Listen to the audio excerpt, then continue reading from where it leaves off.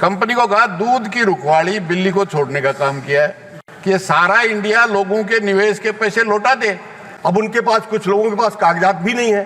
50,000 करोड़ की बहुत ही बेशकीमती जगह पर जो जायदाद थी उसको कुर्क करके पर्ल के करोड़ों निवेशकों को वो पैसे वापस क्यों नहीं किए गए? उनको लगता है सरकार 12 से लेकर आज तक भी नहीं कर रहे हैं।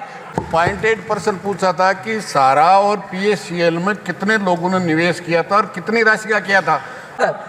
अब तक जो पैसा हमारे हाथ में है उसी को लेने वाले आए पहले, वो पैसा तो बैठा हुआ है। 15,000 करोड़ से ज्यादा जमा सेवी में होने के बाद भी मात्र 138 करोड़ रुपया ही क्यों बटा, इसके पीछे कारण क्या है?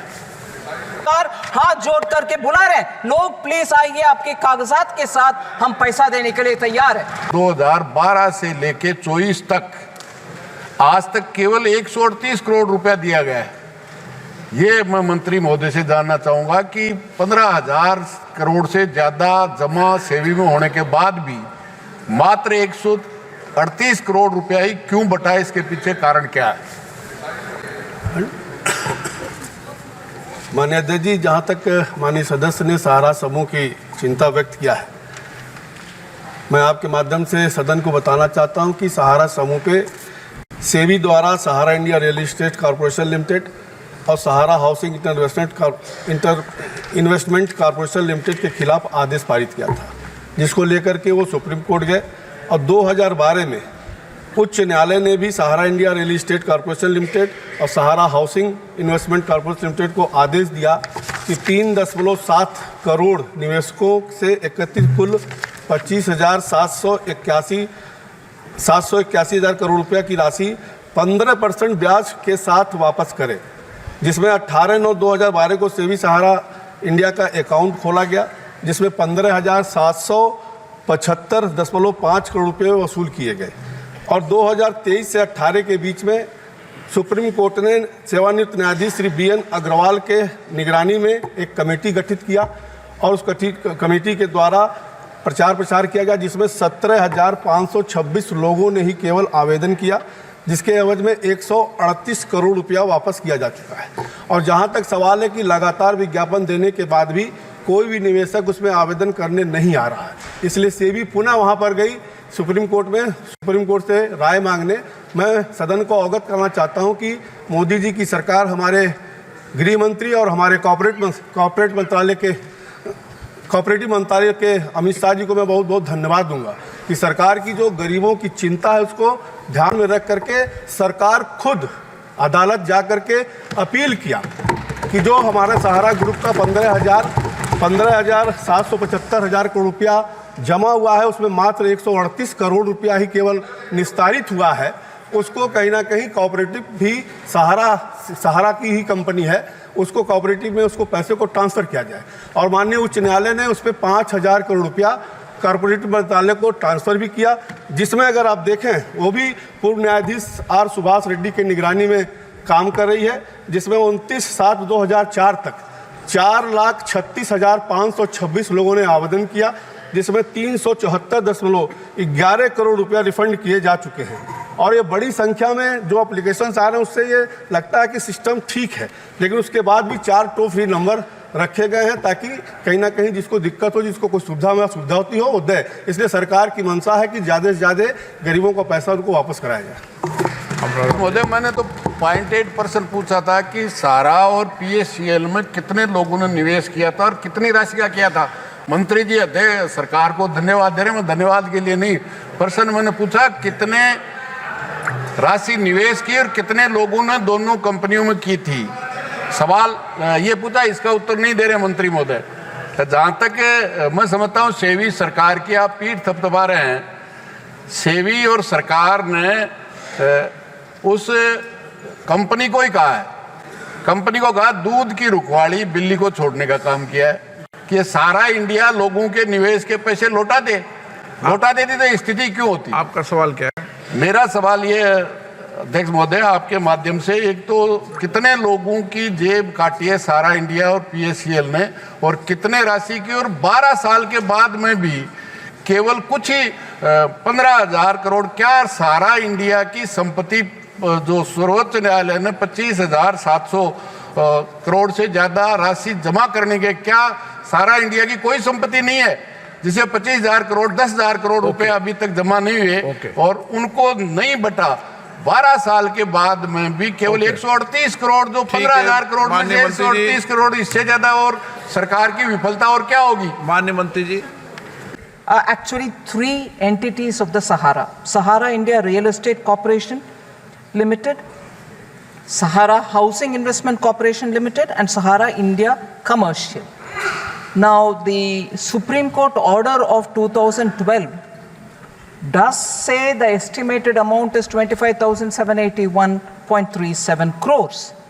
But estimated number of the investors or depositors also estimated again at 3.07 crores. MOS rightly said of the Sahara Credit Cooperative Society, which is registered in Lucknow, Hamara India Credit Cooperative Society Limited, which is registered in Kolkata, Sahara Universal Multipurpose Society, registered in Bhopal. So, and then Sahara Stars Multipurpose Cooperative Society, registered in Hyderabad. For all of them put together, the total estimated amount is 86,673. ये बात बिल्कुल सही है कि अभी सभी लोगों को पैसा नहीं मिला। उसमें 2 तरह के निवेशक थे, एक तो एजेंटों के माध्यम से जो निवेश किया और दूसरा जिन्होंने सीधा किया। अब उनके पास, कुछ लोगों के पास कागजात भी नहीं है और पोर्टल में तो तभी उनका दावा माना जाता है जब तक उनके पास पेपर्स ना हो। तो मेरा माननीय मंत्री जी से आग्रह है कि क्या इस तरह की भी व्यवस्था होगी, जो एजेंटों के माध्यम से पैसा दिया गया था, क्या उन दावेदारों का भी पैसा लौटाने के लिए कोई मैकेनिज्म डेवलप करने का काम करेंगे? सर, मैकेनिज्म तय करने वाले विषय में जजेस जो पैनल में बैठे हैं, सुपरवाइज कर रहे हैं, वो तय करते हैं, ना कि सरकार। क्योंकि आखिर इस मामले में सुप्रीम कोर्ट की निगरानी में जब मामला चल रही है और हर रेगुलेटर के मुताबिक एक जज और उनके पैनल, सेबी के लिए अलग, कोऑपरेटिव के लिए अलग, वो पीएटी पर्ल्स कोऑपरेटिव के लिए अलग, जब जजेस के नेतृत्व में कमिटी है, वो तय करते हैं कौन सी मापदंड में हम पैसा रिफंड करना है। इसलिए मंत्री, हमारे माननीय सदस्यगण के सुझाव को हम जज के साथ पेश कर सकते हैं, मगर निर्णय करने वाले हम नहीं हैं।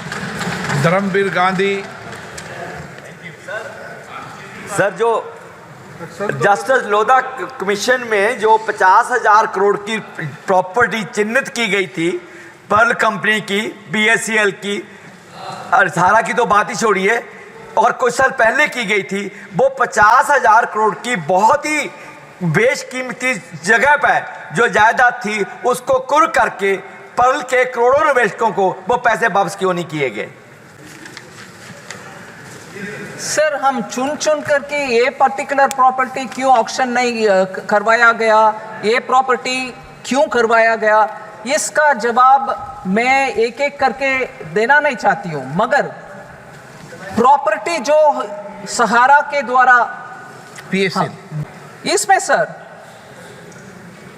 जब प्रॉपर्टीज को ऑक्शन करके पैसा निकाल करके और देना है, डेफिनेटली देंगे, मगर अब तक जो पैसा हमारे हाथ में है उसी को लेने वाले आए पहले, वो पैसा तो बैठा हुआ है, उसको please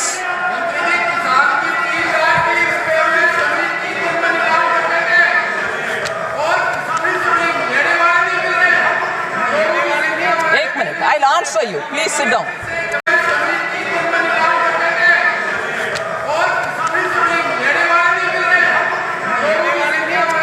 I'll answer you. Please sit down. Sir, ये एक विषय सर, इसमें ऑनरेबल मेंबर का चिंता, हम सब भी उस चिंता में शामिल होने के लिए कोशिश करेंगे जी। हम भी चाहते हैं नहीं, एक मिनट भाई साहब, एक मिनट।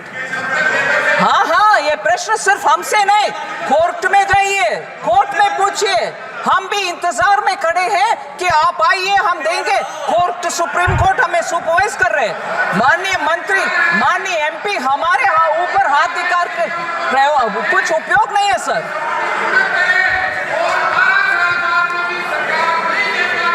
कल्याण मनोज जी।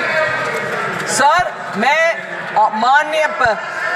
माननीय सदस्य जो इस विषय में ओरिजिनल प्रश्न पूछा उनके लिए विस्तार से जवाब दे रही हूं, मगर अगर माननीय सदस्य इन सब को सुनने के बाद भी उनको लगता है सरकार 12 से लेकर आज तक भी नहीं कर रहे हैं, मेरा जवाब शायद वो सुने नहीं है जी। मैं हम्बली बोल रही हूँ, ये कोर्ट के द्वारा होने वाले मामले हम सरकार बैठ करके निर्णय कर नहीं सकते। माननीय सदस्य जरा जवाब को सुन लें, नहीं तो मैं जवाब लिखित रूप में भी जो दे रही हूँ वो भी हिंदी में ही दूंगी उनको। मगर प्लीज ये गलतफहमी इस माननीय सदस्य से कोई भी बाहर जाकर के ये ना बोले सरकार पैसा नहीं दे रही है। सरकार हाथ जोड़ करके बुला रहे हैं, लोग प्लीज आइए, आपके कागजात के साथ हम पैसा देने के लिए तैयार है, आप भी ले आइए, हम देंगे। कल्याण